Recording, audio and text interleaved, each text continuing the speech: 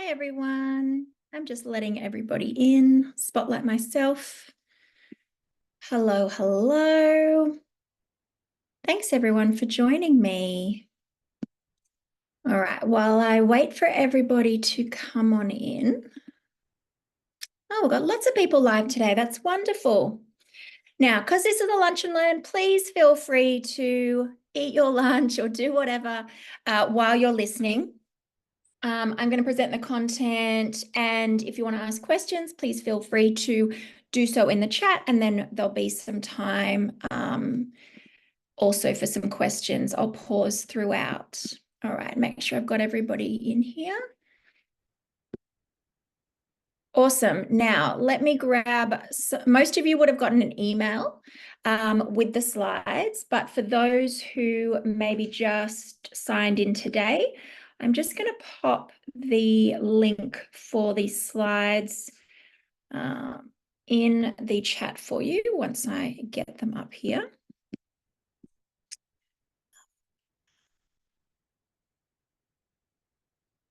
Find where they are. Yeah, that's. We are, of course, today going to be talking about mental health safety planning. Okay, so I'm going to pop this link in the chat just in case. No worries. Just in case you want to. Here we are. In case you want a copy of the slides, you'll all get a recording of this afterwards as well. So you can watch it back at your leisure. Alrighty, so for those of you who don't know me already, my name is Alex Wilson. I'm going to get my slides up ready to go here, and we're going to kick off, get the lovely Canva happening. And yeah, we're going to talk about mental health safety planning today. And I've called this session Mental Health Safety Planning, a Shift in Perspective, because what I'm going to present today will hopefully be a slightly different way to think about safety planning for you guys. All right, now I'm going to share my screen.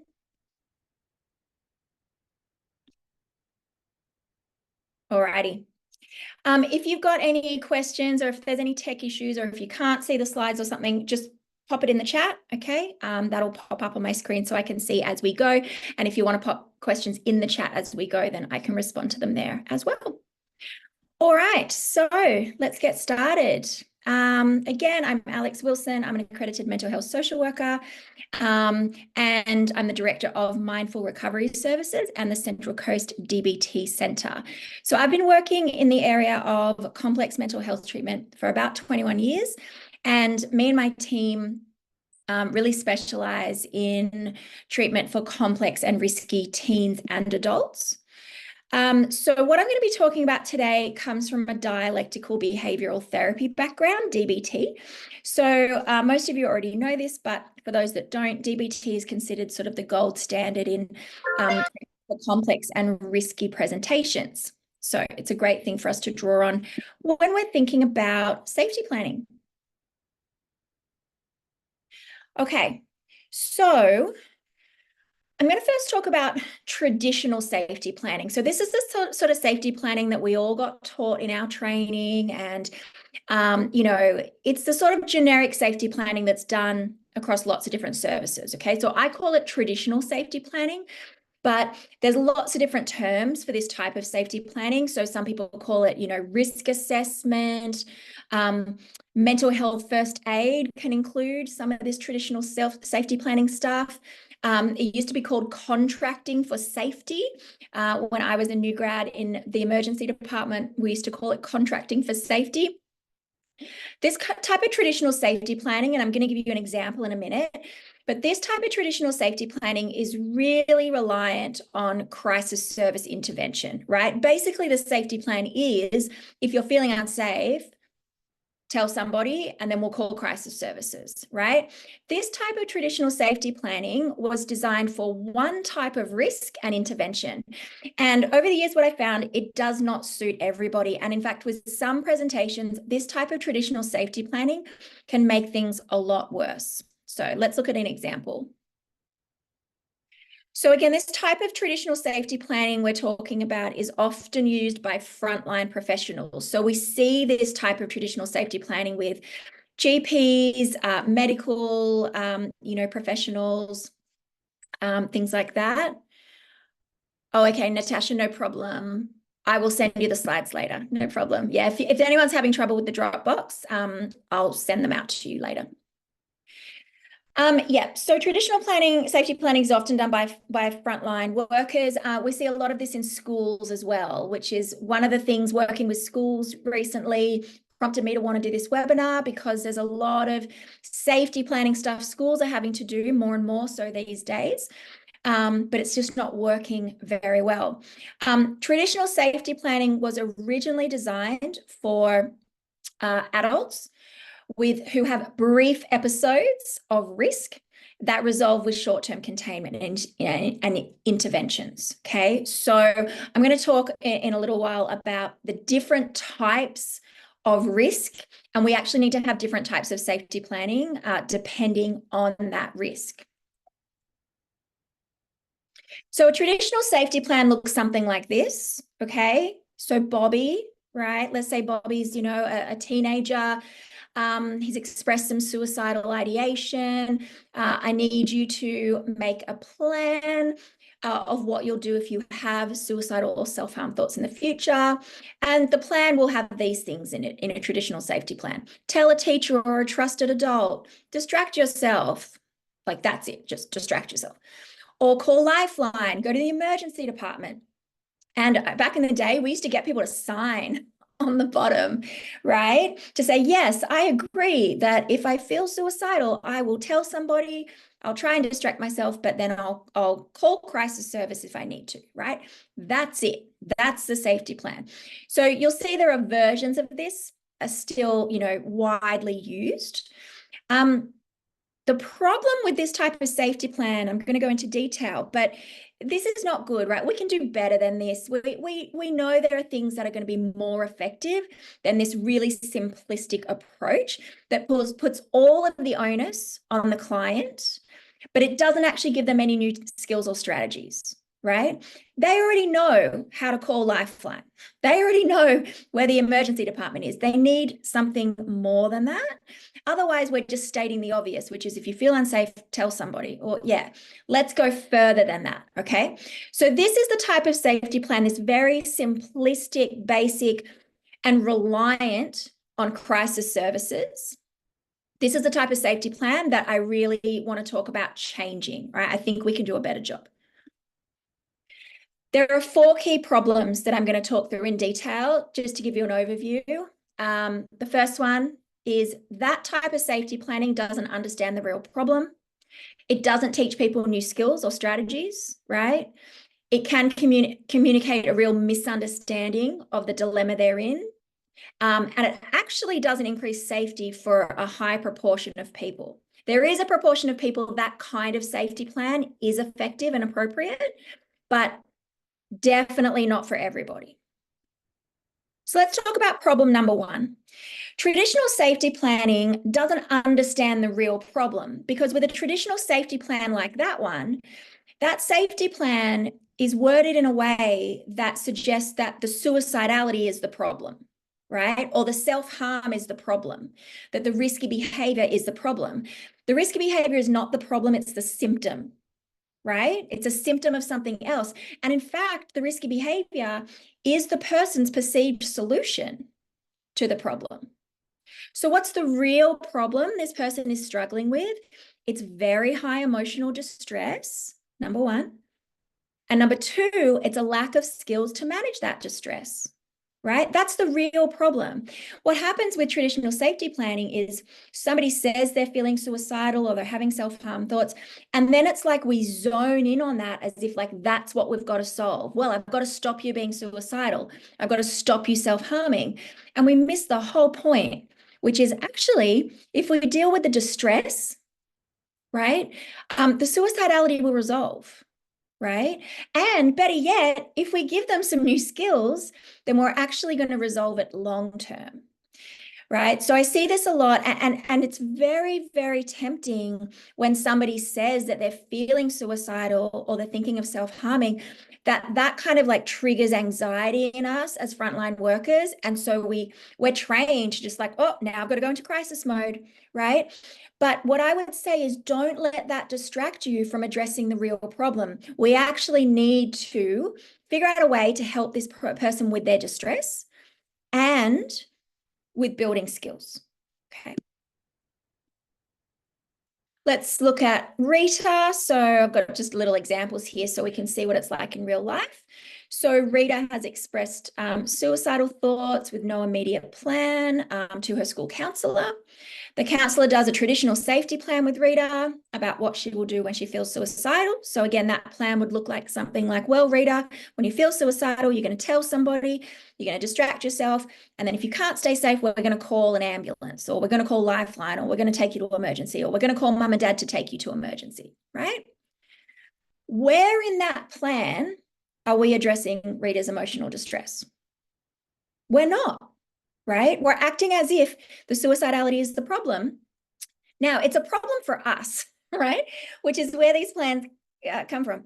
It's a problem for us because we're concerned about the risk, but Rita's real problem is deeper than that. So we need to have a plan that actually communicates about the real emotional distress problem.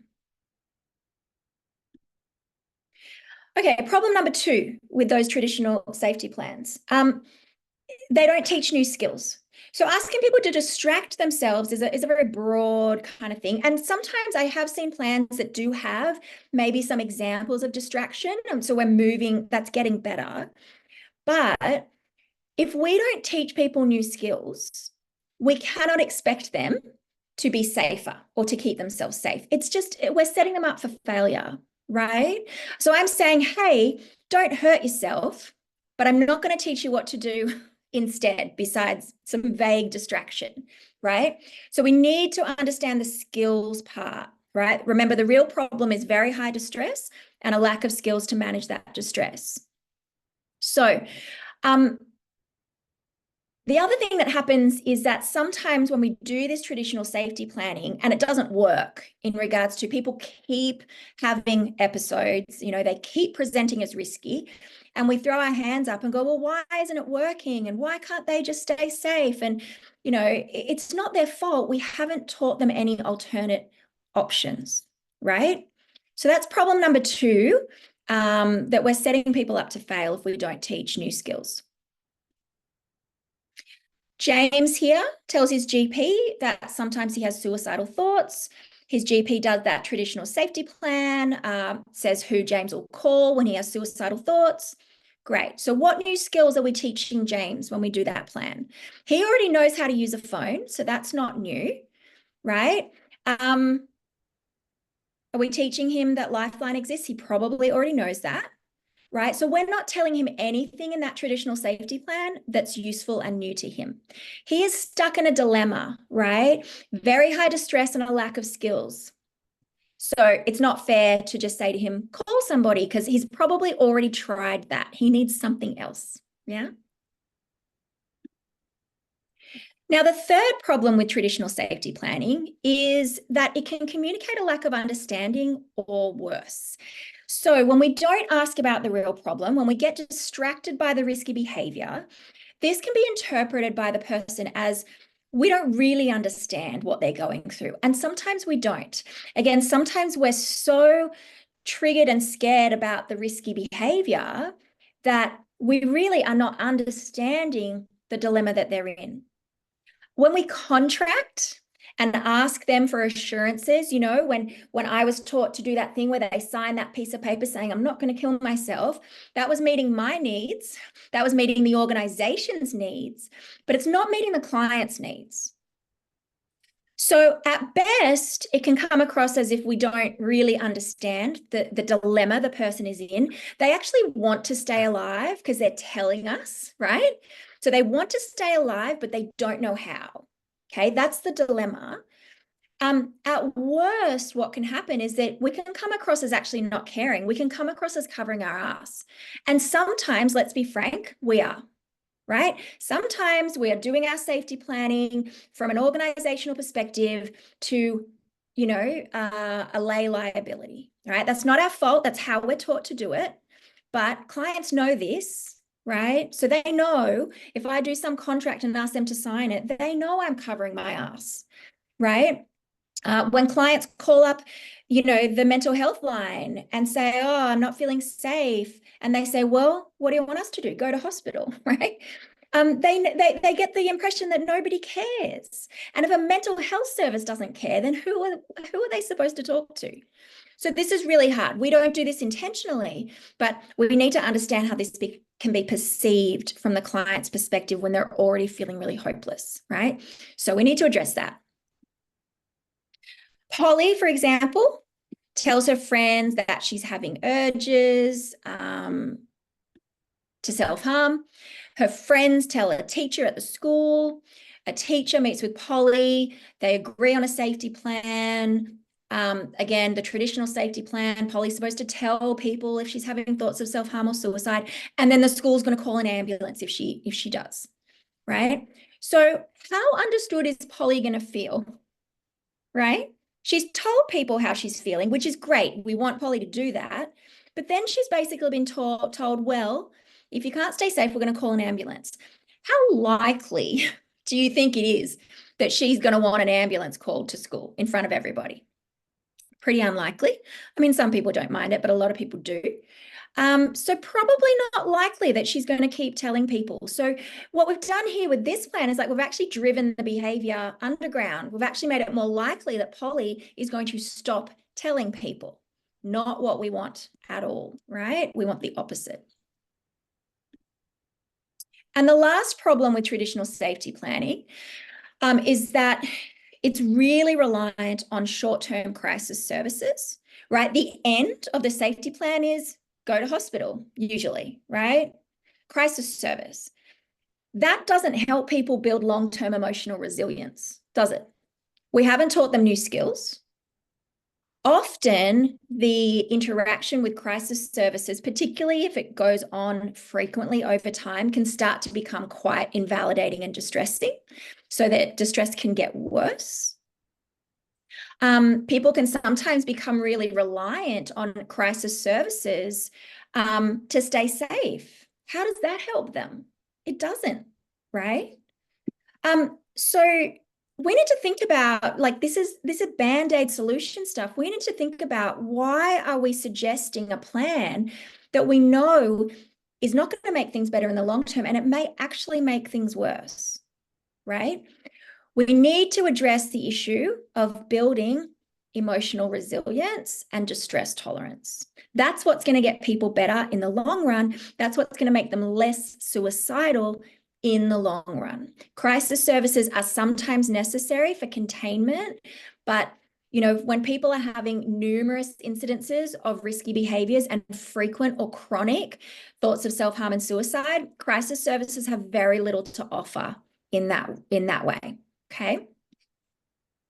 Just letting some more people in.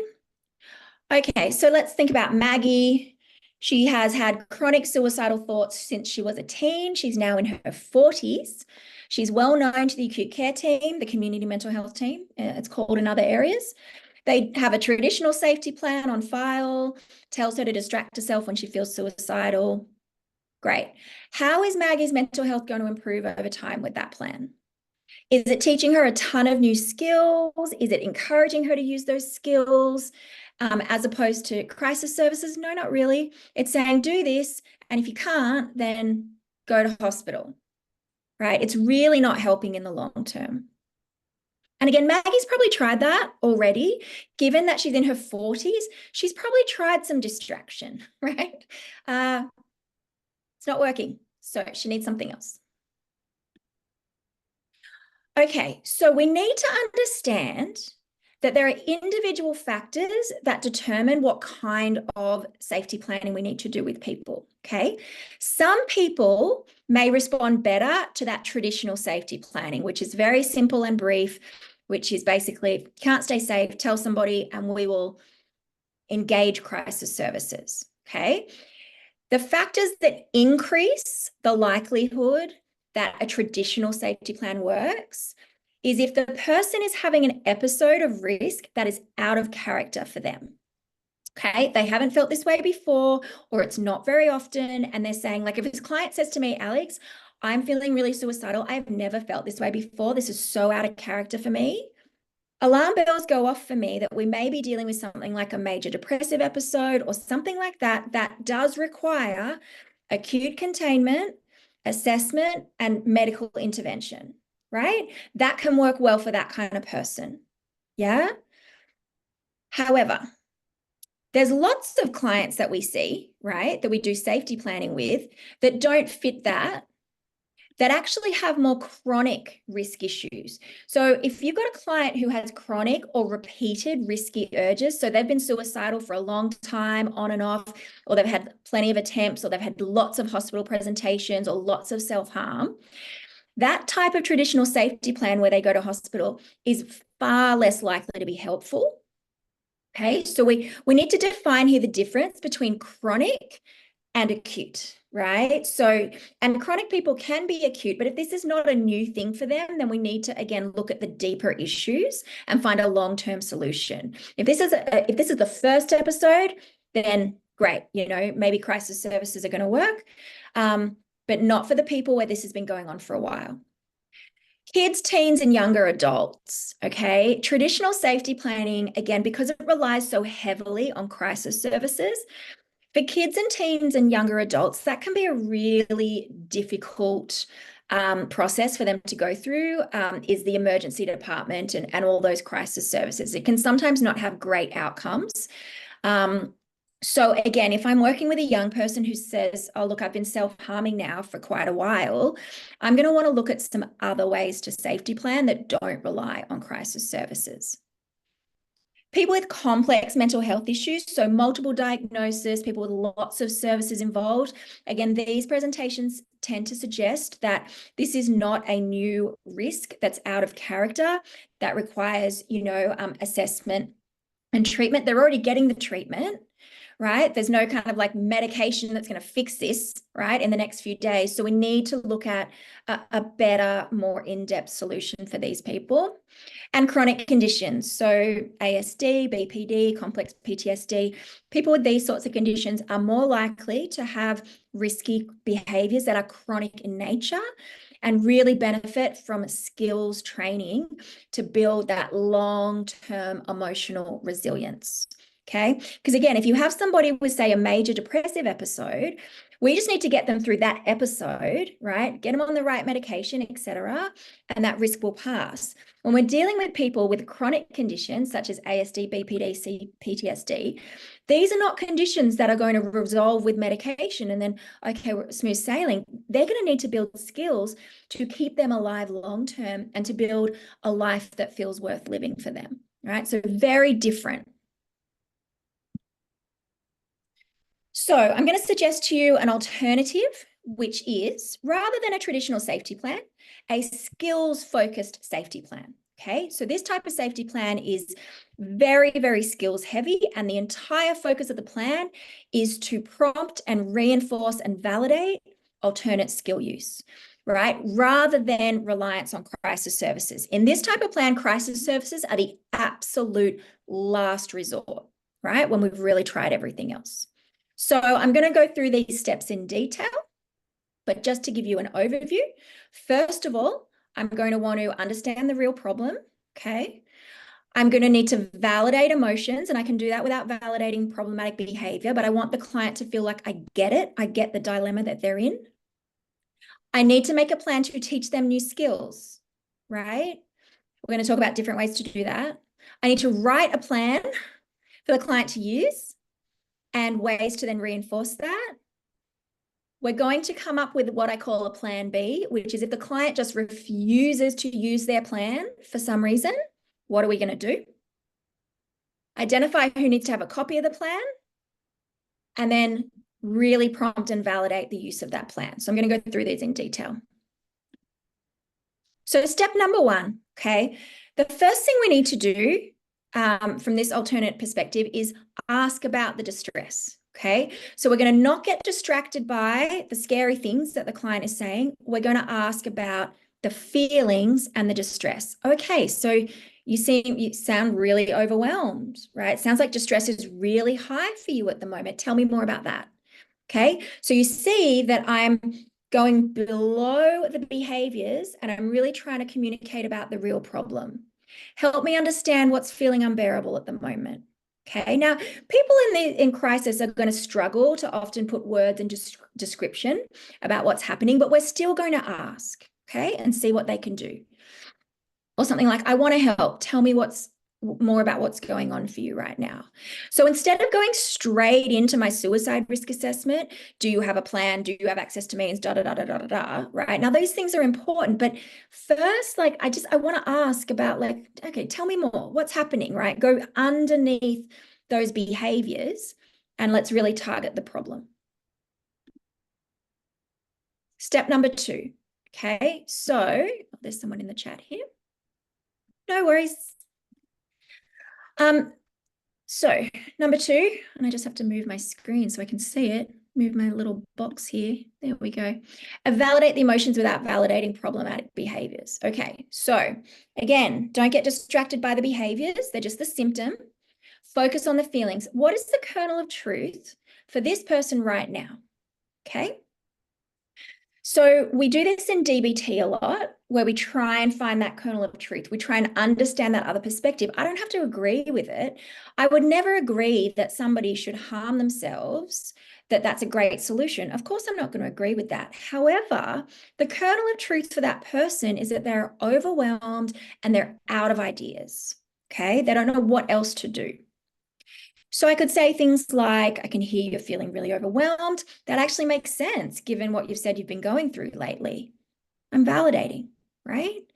I can understand that the urges to hurt yourself increase when you're feeling so overwhelmed. So I'm basically saying, well, it makes sense that you're having these urges right now because I can hear that you're feeling really overwhelmed.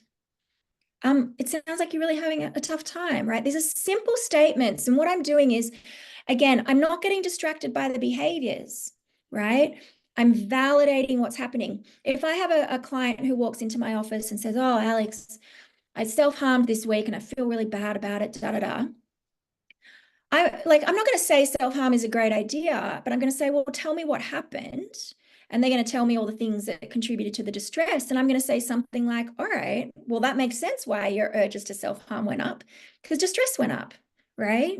So yeah, let's talk about that, right? Let's talk about what's stressing you out. Step 3 is I need to make a plan to teach this client skills, okay? Now, depending on your role, you may need to outsource this, okay? So you may need to ask yourself, who can you get to teach this person distress tolerance or emotion regulation skills if it's not you? Yep. So like for me, I'm in private practice, so I have time to teach skills. So I would just be able to do that with a client. But if you're a GP or if you're in a case management role or something like that, you may not have the capacity to teach the client skills, distress tolerance and emotion regulation skills. Okay. So then the question is, who can, right? Who do I need to link them in with? Who can teach them skills? Now, I'm biased, of course, but I'm going to say find an experienced DBT therapist, right? Because the skills that I'm going to be talking about are DBT skills. They're specifically designed to help people ride out waves of intense distress where urges to harm themselves are very high. That's what the skills are made for. So it makes sense that you would find someone to teach them those skills. They go beyond distraction skills, okay? There's a whole range where we deal with changing body chemistry. We do distraction, but in a different way. But the important thing is to know what skills to use when. Okay, so you need to find someone who knows how to do that if you don't. If you do have the capacity, then make a plan to start teaching the person skills once things are calmer, right? So I could say something like, sounds like you've been really struggling with this for a while. I think we should try something different. Let's work together and find some alternative skills to use when distress is really high and you have these urges, right? And then I'm going to make a plan. Ideally, skills training, happens pretty frequently. So like once a week, or more frequently than that, depending on the level of risk. But if somebody's pretty risky, I'd want to get them in for skills training fast. Yeah. Or at least start to teach them some of the crisis skills and then find somebody to build onto those. Next step, once that person has learnt the skills, we need to write a plan for when they're going to use their new skills and how the skills are going to be reinforced. Okay. So I always like to do a very simple distress identification system in a plan. Okay. You can use a traffic light system. In DBT, we use a 0 to 5, right? Because it's a very simple way to say, where is your distress? Whatever scale you use, it cannot rely on description of feelings, right? People in overwhelm often really struggle to put names and flowery descriptions to what they're experiencing. So all I want to say to the client is, where are you? 0 to 5. 5 being overwhelmed, 0 being none, being totally fine. Where are you? And they just give me a number. So we need to choose a scale that we teach the client, and then we're going to use that scale. But the simpler, the better, right? Now, each level on that scale needs to have lots of skill options, okay? And the skills need to be fit to the level of distress. If you try and get a client to practice mindfulness when they are a 5 out of 5 overwhelm, it will never work, because mindfulness requires frontal lobe engagement.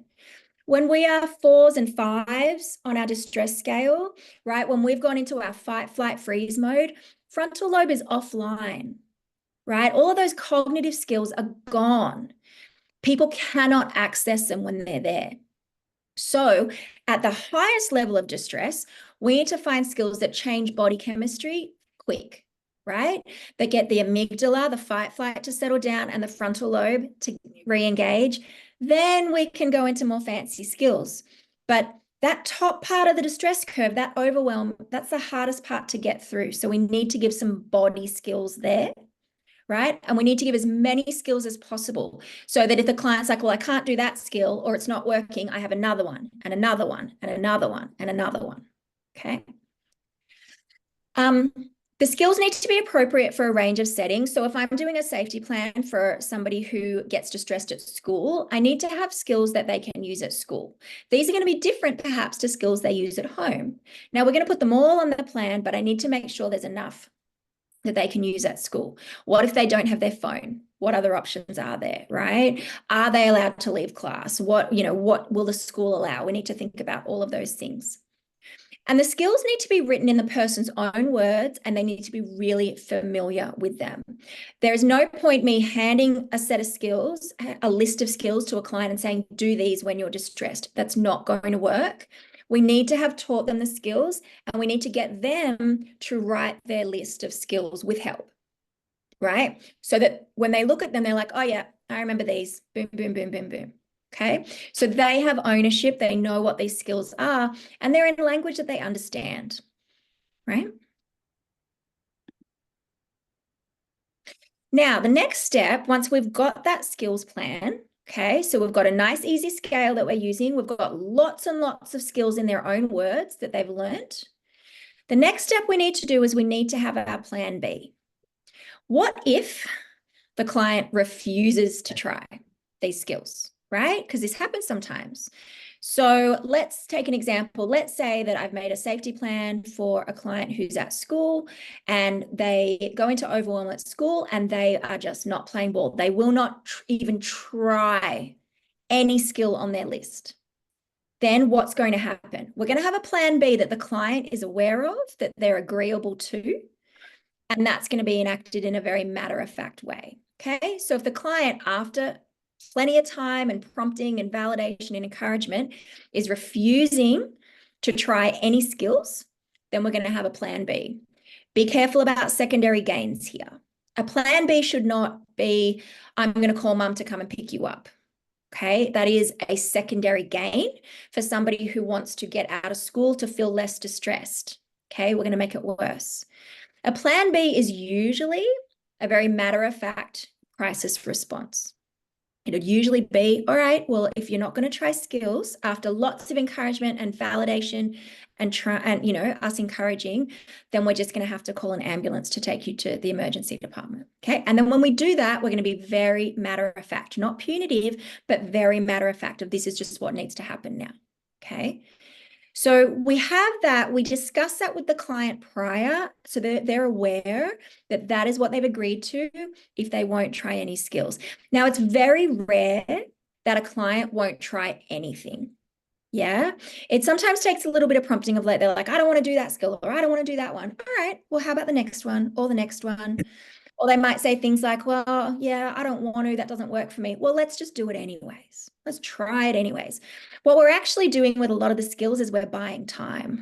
And I'm going to explain to you how that works in a little while. But if a client is trying a skill, and even if it's not working very well in regards to working, like it's not reducing their distress quickly, they're still not harming themselves. Okay. And we're buying time. So it's still helpful.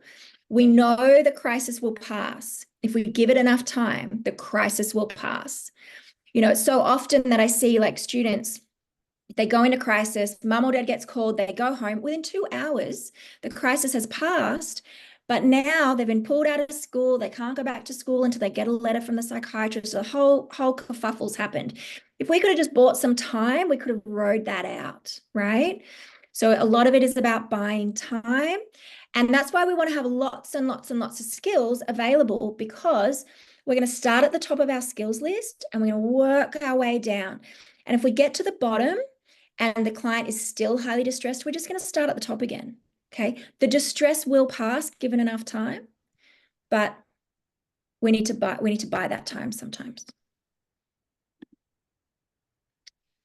Next, we need to identify who needs a copy of this new skills plan. Okay. So what are the settings where the person struggles with urges or risky behaviors, right? Is it more at home? Is it more at school? Is it more at work? Is it in social settings? Like where are the triggers?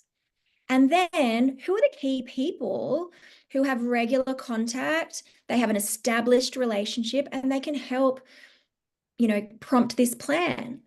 So things like parents, partners, educators, support staff, right?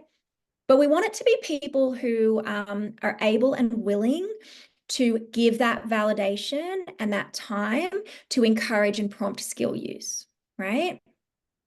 The people who are going to prompt the plans, they need some basic instruction in how to use that plan, but it doesn't take very long, right? They just need a basic understanding of, all right, so the 0 to 5 scale or whatever scale you're using, and then matching the skills to that, and that idea of start at the top and work your way down. They also need to understand how to validate. So when a client is trying a skill or is buying time, we want to have lots of warmth and lots of connection and lots of encouragement, right? That's going to help really validate and encourage the person to keep going. And then finally, when the crisis hits, okay, we're going to use this plan. We're going to get it out, right? The person says, okay, I'm having really high distress. We ask the simple questions. What level is your distress on whatever scale we're using? So again, I use 0 to 5. What's your level of distress? 0 to 5. They're like, oh, I'm at a 5. Okay, let's have a look. Skills for 5s. Let's start at the top. How about this? Let's try this. Let's do this for a few minutes. Let's do that for a few minutes, right? The person tries a skill. We validate. Well done, right? How are you feeling? What's your distress at now? Okay, still high. Let's try another one. Lots of validating. You're doing a really good job. I know it's really hard to use skills, but you're doing it. Hang in there. I'm here with you, right? I really respect that you're trying to get through this skillfully. Okay, lots of warmth, lots of validation, because it's hard. It's really hard work to change patterns. What we're asking the client to do here is we're asking them to sit with distress, right? Rather than using problem behaviors to avoid it. So they may have been in a habit of using self-harm or things like this to avoid distress. It gets rid of distress really fast. What we're asking them to do with skills is we're asking them to sit with distress and to ride out that wave, right? That's what's going to help them build long-term distress tolerance, right? That's the better long-term outcome, but it's really hard to do. So we want to give lots and lots of validation and encouragement and understanding around that. What gets validated gets repeated, right? So it's really important for us to validate skillful behavior. All right, so let's touch on the skills briefly. So the skills that I recommend are dialectical behavioral therapy skills.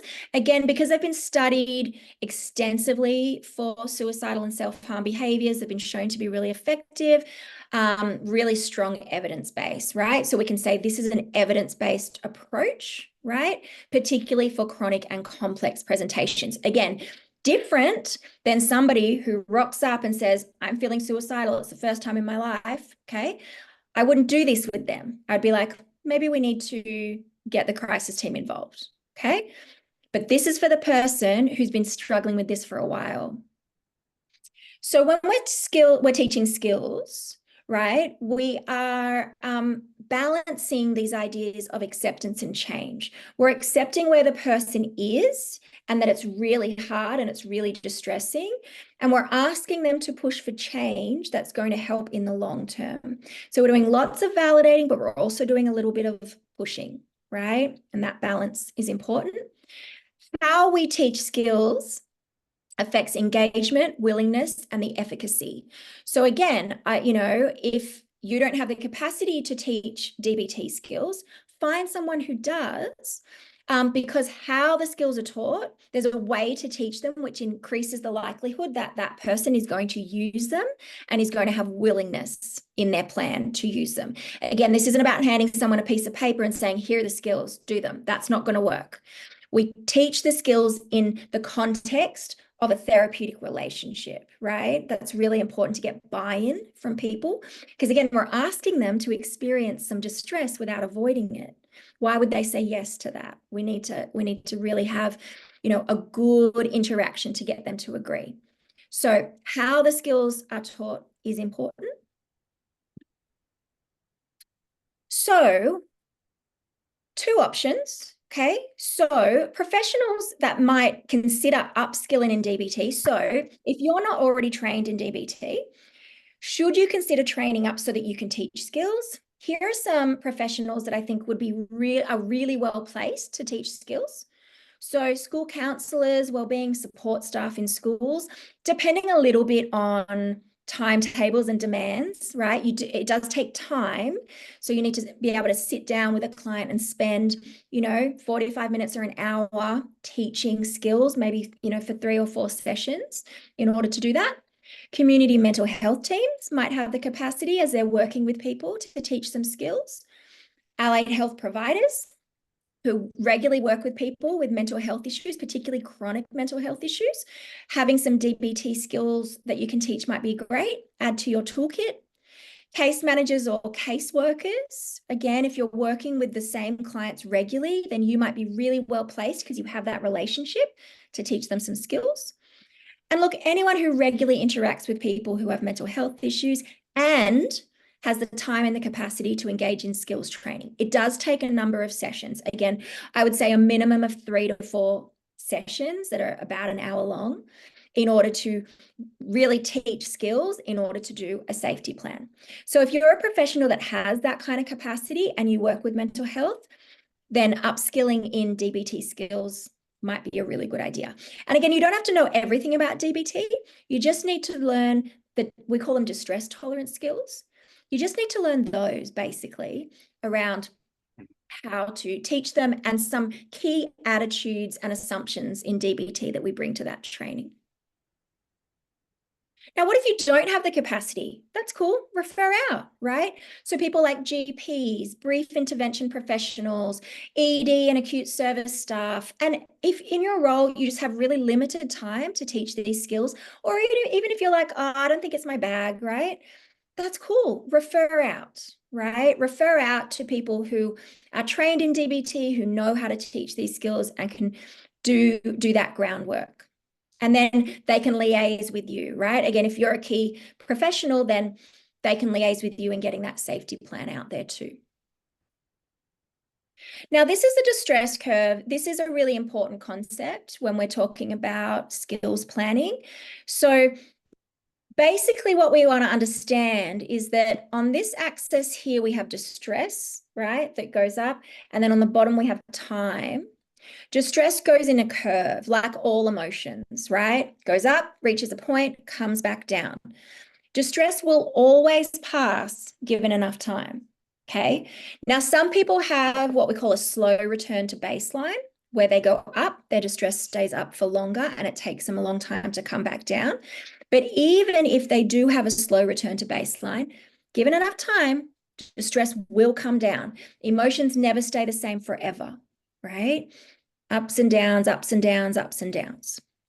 So the hardest part of this distress curve to get through is the top, which are the 4s and the 5s, right?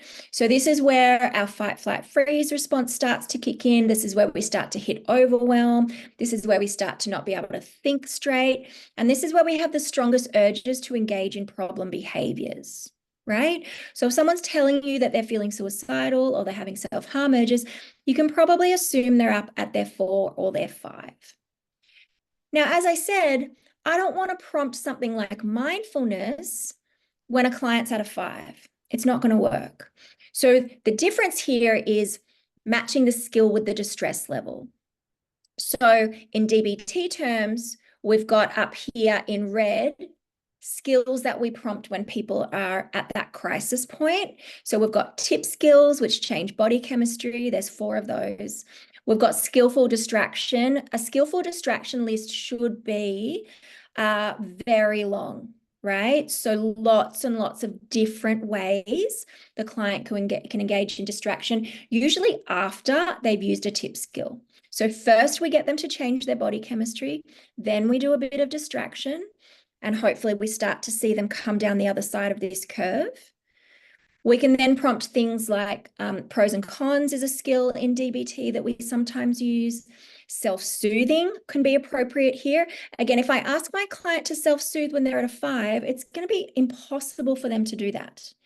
So I'm only going to prompt self-soothe more below a 4. We have something called improve skills, improve the moment skills. Again, tons and tons and tons of ideas there. And then only when we're down here would I encourage mindfulness type skills. It's just too hard to do when we're distressed. Mindfulness is wonderful for brains the rest of the time, but almost impossible to do when we're at the top of our distress curve. Right. And again, it can add to frustration for clients when we're saying, just, name 5 things you can see or hear, or, sometimes they can do that, but sometimes they can't. And then they feel really frustrated with themselves. And it's not their fault. It's just what's happening in their brain makes it too hard. So you can see what we're doing here is we're matching specific skills with specific levels of distress. That's really, really important. Something like distraction, sometimes people can use distraction all the time to the point where it becomes yes, Georgia, I'll show you that in a minute, where it can become an avoidance behavior, right? Some clients just distract themselves 24/7. And the problem there is that they're not actually building tolerance to distress, okay? I only want my clients to use distraction to get through the top part of this curve, right? I don't want them to use it all the time because I want them to feel their feelings. That's how we build tolerance to feelings, right? Every time a client is able to ride out a wave of distress like this without avoiding it, they have built up some tolerance to distress. If they avoid it, what happens is they jump off this curve, right? If they self-harm, boom, they've jumped off the curve. They get an instant relief from that, but it means that their tolerance to distress is going to go down. That's a long-term problem, right? And this is why we often see self-harm and suicidality in these more complex clients. We see it escalate. It escalates in frequency, severity. Self-harm will turn into suicidal behaviors. That's because what's happening over time is the client's tolerance to distress is going down. We need it to go up. We need to teach them how to increase their capacity to sit with unpleasant emotion, right? Because some of them have more than their fair share. So we actually need them to be like Olympic standard in a distress tolerance, unfortunately. Now, I will show you a template I'll just find it here for you. I'll show you like an example. Now, I don't hand out these templates. These are in my full safety planning module. But just to give you an idea, this is a template that I use, right? So I've got my 0 to 5. I also use colors, so it's super easy. You can see here, at a 5, I'm calling them dip skills here, but they're also called tip skills, right? Tip skills, and I've listed them. These are DBT skills, right? Then I've got something called stop skills. These are also DBT skills. So this client likes those, I put them in. I've gone distraction skills. Look how many distractions we've written down.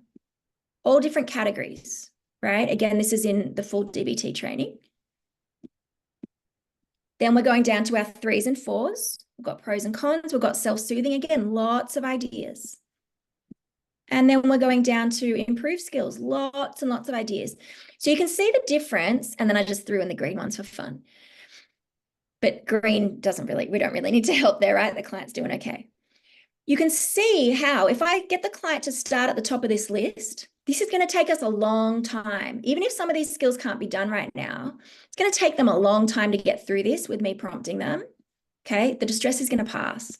And if it doesn't, if I get to the bottom down here and they're still at a 4, well, we're just going to start again. Okay, but that rarely happens, right? It usually passes pretty quick, especially if we're there giving encouragement. So you can see the difference in that kind of a skills plan than one that is, just one page with, a couple of ideas here and then emergency numbers, right? It's a very different thing. Perfect, Georgia, great. Okay, so finally, we're almost out of time. Just some resources for you. If you do want to do more training, if you're like, yes, I am well placed to teach skills and I want to learn those things, then there's a few options. I've got a new safety planning training program that's a 4-module program. This is really appropriate for places like schools or organizations where maybe there's a few staff who want to train up in this stuff. And it's basically 4 different modules. And we go through advanced risk assessment. So again, there are different, like, how do we tell the difference between that client that does need to go to the emergency department right now and that client that would benefit from skills prompting, right? How do we tell the difference? So we go through a lot of that stuff. We go through the DBT skills in detail, so you know how to teach them. We go through the model, right, that template and how to do that. And then we also talk a lot about how to align this type of safety planning with your organization's policies and procedures, right? Because there can be a lot of issues around, well, I have to do this. My organization says that I have to send them to ED or I have to call MTAL or I have to do this or that, right? There's usually a lot of leeway around that. We're often just used to doing things the way we've always done them. That doesn't necessarily mean that the policies say we have to do them that way. We just need to make sure we're coming from an evidence base. We need to make sure that, we are properly assessing risk as we go. And we need to have a solid plan moving forward, right? So there's definitely ways to do that within your organizational policies and procedures. Trust me. Right. So we go through those 4 things. So if you think that you or your team, if you're like, yes, like definitely my team needs this stuff. We deal with a lot of complex and risky people. Let me know. And this 4-module training is pretty flexible in how it can be delivered to your organization. So drop me a line if you're interested in that. Also, if you want to just upskill yourself, there's my self-paced online course, Safety Planning the DBT Way.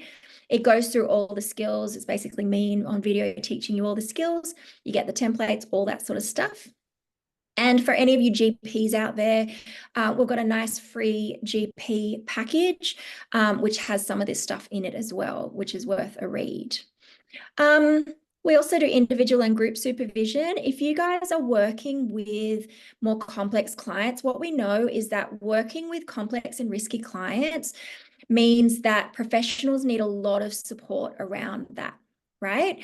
So supervision, group supervision, is really, really helpful when you're working with that level of complexity. Yep.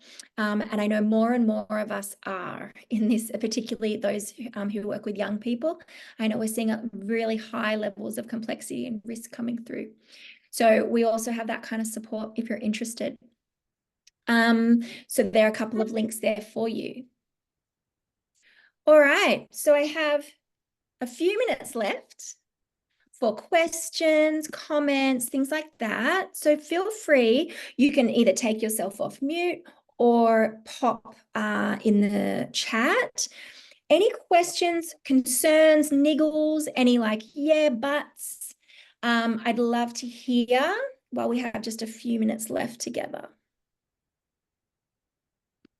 Give you a minute to think. Hi, Ask. Alex. I Yeah. wrote a question about how to find a therapist who specializes in teaching DBT. Yes. So what area are you in? Sydney, like the inner west area, but also Okay. St. George area too. Yeah. So you're near St. John of God? Yes, Okay. in Burwood, yeah. So I know there are some, so St. John of God obviously runs DBT programs, right? The groups, but they will usually have a range of DBT therapists connected with them who see clients for individual work. So you can obviously do a Google search and just kind of see, just type in, DBT therapist in your area, see who pops up. But Hmm. if you struggle or if you're not sure, I would actually contact St. John of God and ask them if they have a list of DBT therapists that take on clients, Oh, okay. not private insurance clients, but just clients generally. Clients generally. Yeah. Because most of the private hospital programs have therapists linked with them who are highly skilled in that. Okay, thank you. No worries. And yeah, just a word of caution, sometimes when you look up therapists, if they have like every specialty listed, like I do CBT and DBT and ACT and IFS and EMDR, like if they do everything, be warned. Okay. So go for someone where it's like at the top of their list, or if they're like, this is my jam, like this is what I do, they're probably going to be a better bet rather than kind of your jack of all trades. Because what I found is that some therapists who say they're DBT therapists really just dabble, but they don't have a great understanding of doing in-depth safety planning. So find someone where it's like the top of their list, or it's the only thing they do, or it's one of just a couple of things they do. And yeah, the private hospitals often have a list of DBT therapists if they run a DBT program. It's a great Thank you. question. Thank you very much. Okay, let's have a look in the chat. David has asked, why don't school curriculums teach these basic skills? Yeah, good question, David. I don't know. I think they should. Look, I think it's tricky. I hear from teachers and school counselors all the time. They just don't have time. They're so busy trying to tick all the boxes they're supposed to tick and do all the curriculum stuff, and they're constantly putting out fires. But I would argue that like my kids, and I always laugh, at primary school, they're still doing partner dancing. Do you guys remember that? I did it when I was at school, where like the boys stand in the middle and then the girls are on the outside and they do like the heel and toe polka. Like that's still a thing. And I would argue maybe we could take out partner dancing and put in emotion regulation skills. But I'm not running the education department, so that's just me. And I think we need to get in early. I think we need to teach them when they're in primary school. Once they get to high school, we can certainly teach them, but the problems have already started, right? So yes, I think it's a future area of need. At the moment, what I'm trying to do is kind of partner with schools so that at least I could go in and upskill some of their staff on this stuff. But we still might have to, have their students coming to us for more in-depth work. They just don't have the capacity to do that. All right, guys. Well, thank you all. If you have questions that come up, please feel free to shoot me an email. That's the easiest way to get hold of me, or you can message me via mindfulrecoveryservices.com.au. You'll all get a copy of this recording and a copy of the slides as well. But please feel free to reach out if you want to talk any more about safety planning. I'd love to hear from you. All right, guys, have a great day. Bye. Thank you.